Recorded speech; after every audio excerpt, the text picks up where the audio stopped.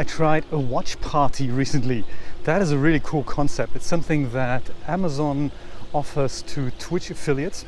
So it's a bit of it's slightly difficult to describe what it is. So essentially it's like all of us watching a feed like a TV show or a movie at the same time, and we're all hanging out in chat and we're kind of talking about it. And ideally how Amazon or how Twitch have envisioned it is that you, the streamer, sit there with your webcam and you stream just your webcam and your audio commentary essentially, and that appears as a small version above the chat, and then the large player on the left hand side and on the desktop app, that shows you the feed, like the movie or the TV show you're watching. So that's the idea. And watch parties have been popular. There are some communities that do this regularly, and they're large and they're having a lot of fun doing it, because it's just a wonderful way to hang out as if you're sitting on the same couch, you know. It's kind of a nice idea. And Twitch have recently opened this up to their affiliates. So I happen to be a Twitch affiliate, which is cool, which is why I wanted to try this out. So the way this works is that we pick something from the Amazon Prime catalog that we can watch together. Some titles are available globally, other titles are not. Sadly, I've picked one that was not globally available, so only viewers in the US could join me for this. So if you have an Amazon Prime subscription, you don't have to be a subscriber to my channel. You can just join in and you will see my little Blender animation that I've made there. The thing that says watch party going around with a popcorn in the middle looks really cool, and then we can watch something together. And so we've tried this out and it was really, really nice. I really liked it because I don't really do this from where I have a webcam, so I'm just streaming my watch party loop instead. So that's how it worked. So we decided to watch Humans, and that's a really nice British sci-fi drama series, I would imagine. Three seasons, and we're kind of halfway through now. And if you want to join, do drop by twitch.tv/WPGuru and join me. This is probably not going to be the last watch party I'm doing, because it's really nice. It's just brings us together and we can watch something we're interested in, make fun of it, or discuss it, something we've seen before, something we haven't seen before. All you need to be is an Amazon Prime subscriber. So that's how this works.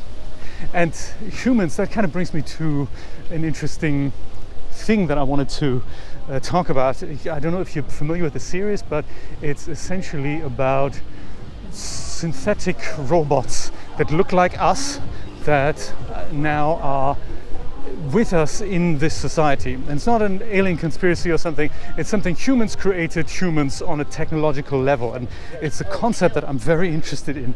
So it's almost like procreation for me. So anything we've been doing ever since the 60s and 70s, ever since we've looked into computers, I find is human procreation on a technical level, on a technological level, rather than on a biological level.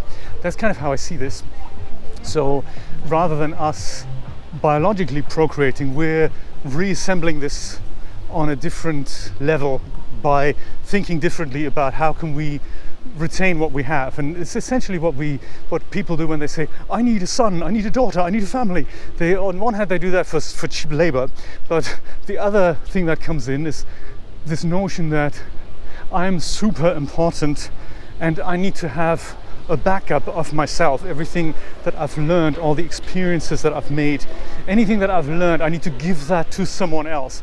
And I suppose that's what most people want to instill in their children, those who want children. Those who don't, who get children by accident, they think very differently about it. But hey, it's one of those things.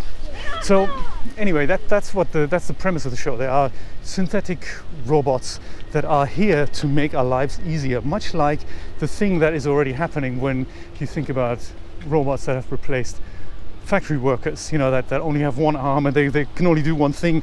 But if you take that to the next level, eventually you have these things that can do everything that humans can do and are better at it, and they can do more with it and of it, and they're actually faster and better at pretty much every aspect of as what we can do.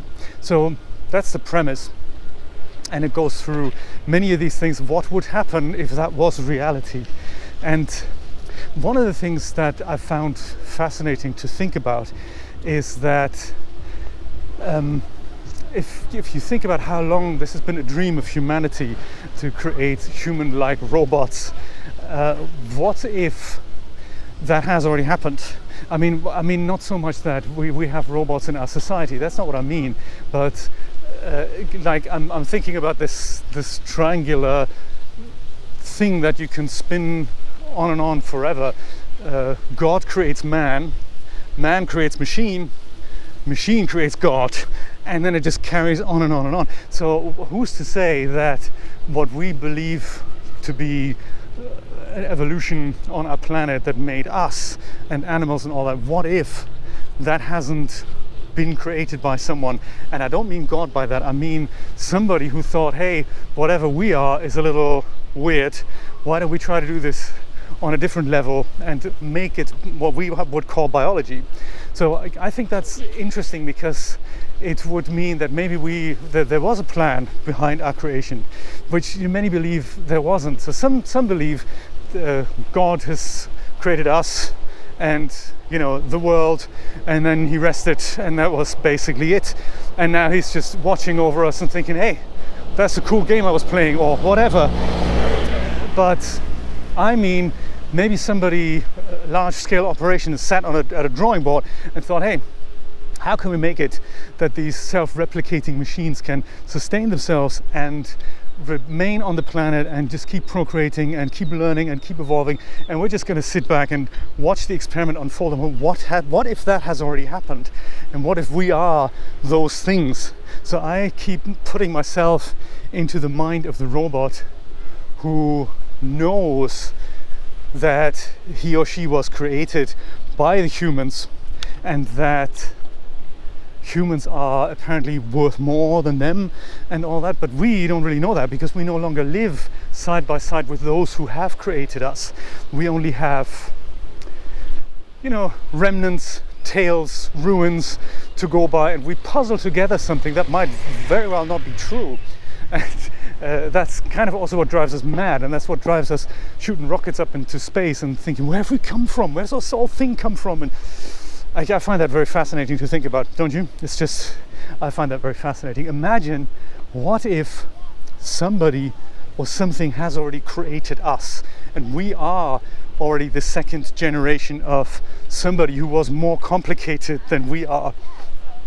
I find that fascinating to just think about this. I mean, there's also this other thought that, if we take robotics out of the equation, what if this is all a computer simulation? Simulation hypothesis, they call it. And I think there's an experiment underway that wants to prove or disprove if that is in fact the case. Again, very interesting thing. Brian's book deals with this, that I've narrated, so it's a very fascinating story. Flickr World is called. You should read that. That deals with that idea that a company, big tech company, goes and finds evidence of not one parallel universe / simulation, but multiple. It's a very, very fascinating way to think about this. And of course, we're not really capable of thinking in those terms at all, so that makes it all the more fascinating. I mean, thinking of second generations, people have suggested, and again, nobody knows this, but do you know, when you look at a large star far away, if a star like something like our sun, like the equivalent to our sun, so far away, has a lot more mass than our sun has, then eventually it starts burning its fuel out, and then it goes and collapses into what might become a singularity, like a black hole. But that's not, depending on the mass and other conditions, that may or may not happen. So it's, if our sun ever burns its fuels, then it's likely not to happen. And people say our sun is going to collapse into something like a white dwarf. So because it will get larger and then collapse, but the mass isn't large enough for it to compress itself into this tiny spot that we think of as a black hole. So it'll become a white star, white dwarf. So, judging by that, people suggest that our whole solar system has actually evolved from that. So our solar system isn't as old as the Big Bang, so to say. Our solar system is like the second or third generation of something like that happening. And I find that extremely exciting to think about, that what we think of as the one and only place to live in the whole universe currently might actually be second, third generation of somebody else's property. You know what I'm talking about? So imagine something with a larger sun, like a larger star in the center, kind of collapses, but it isn't becoming a black hole, because that would like annihilate everything. Imagine the mass is less and it goes and collapses, and as a result of that it just goes and explodes again. That would be something that may have happened in our solar system. So large star with a solar system around it eventually burns itself out, takes millions of years, billions of years maybe, then goes and collapses, then explodes again, and then goes and creates another solar system. And imagine that happening again. And that is basically what we have right now, which is so fascinating. So yes, second or third generation property. I find that really fascinating, don't you? So that we're technically, whatever we're experiencing may have already happened and played out, not just history of humanity. That's like a drop in the ocean type thing. I'm thinking the whole history of a planet evolving, that's already happened. That's been and gone, and a new solar system has come out of that, and that's been and gone, and that's happened again, and now this is what we're witnessing. Isn't that fascinating? I think, you know, if you think about those types of terms, it really puts it into perspective. COVID, war with Russia, petrol prices going up, that sort of thing, how short-lived our existence really is, and what we worry about, and how super insignificant it all is, you know. Oh, my Windows machine has crashed. Ooh, I'm really depressed about this. What's the point? Do you know what I'm saying? So yeah, we worry about the wrong things. I think that's what I'm trying to say.